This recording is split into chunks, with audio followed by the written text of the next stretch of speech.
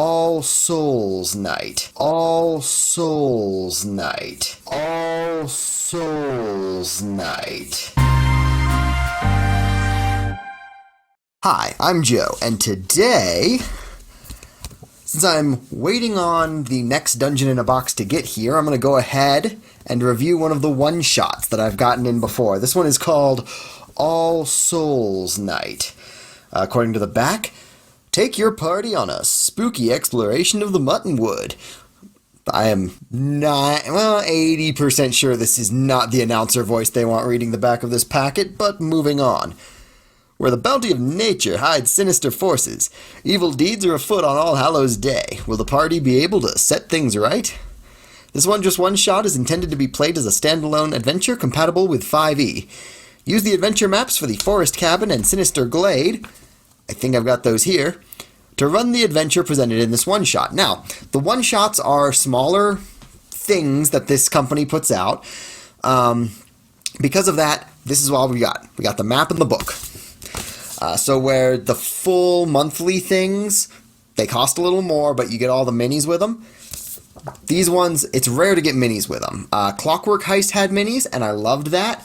And I kind of wish this company would just put out some generic skinny minis, because if they could manage to make that cheaper than just buying a full-blown army of standard minis, that would be super helpful. Like, I would love to just have 2 sheets of Goblin Skinny minis, just to have. So if any of them saw this, I would love some generic skinny mini sheets, especially if you could, undercut the price on standard minis. Anyway, all of that said, I'm going to go review this.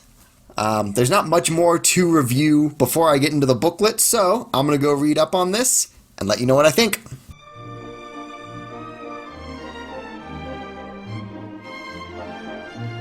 So, just finished reading the All Souls Night booklet, and I gotta say, it definitely feels the horror vibe.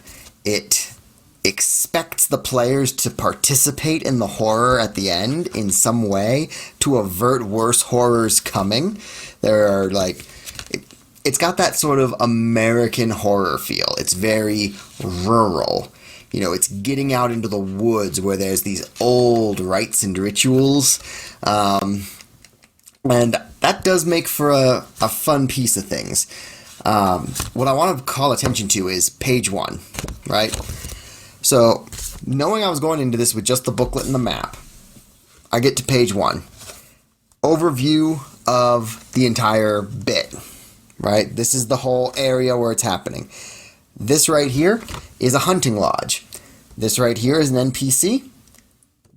This is a faction that you could expect to run up against as an enemy, and this is another faction that you could expect to run up against as an enemy, but they are very, very different factions.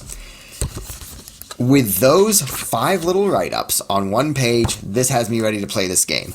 The world building is a big strength of what Dungeon in a Box does, and this definitely ticks that box.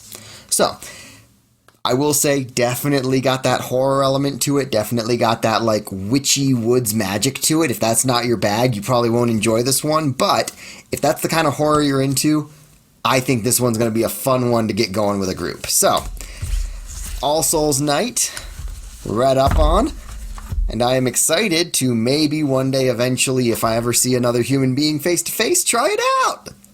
Yay! Happy Thanksgiving! Thank you for watching. Please share the video with a friend or several friends, and let me know in the comments if there's anything you'd like to see me draw in a future video. Later, y'all!